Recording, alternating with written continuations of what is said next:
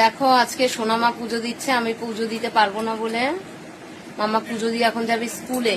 তোমার না, তোমার গাড়ি না, ভয় পেয়ে গেছে আমার মেয়ে। তাও দেখে আসি। তোমার গাড়ি না, তোমার গাড়ি আসবে 10টা 50-এ।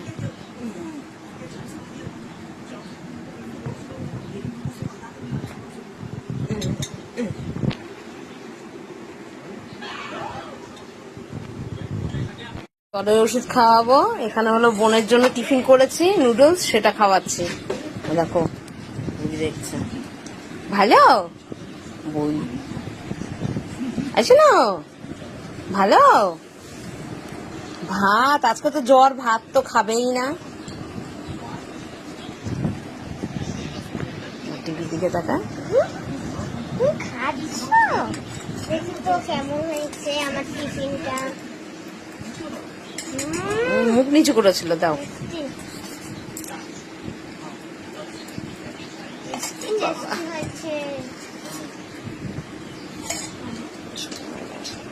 মাথায় জল দেবো, ঘ্যান ঘ্যান করেই যাচ্ছে।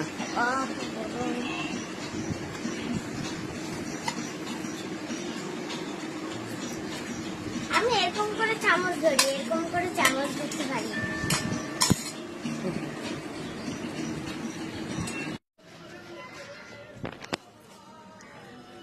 কি হয়েছে বাবা, কাঁপছো কেন তুমি? জ্বর উঠে আসতে না করেছি। এখানে গাড়ির জন্য অপেক্ষা করছে মামা।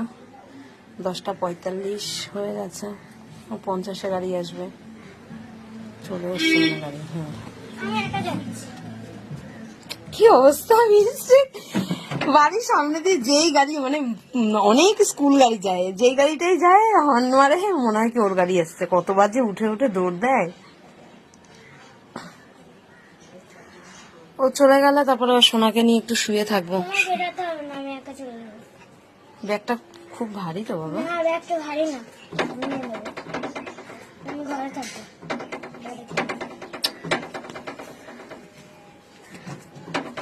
দাদাকে ধরবা, আমার দিয়ে আসতে হবে না, আমি চলে যাবো।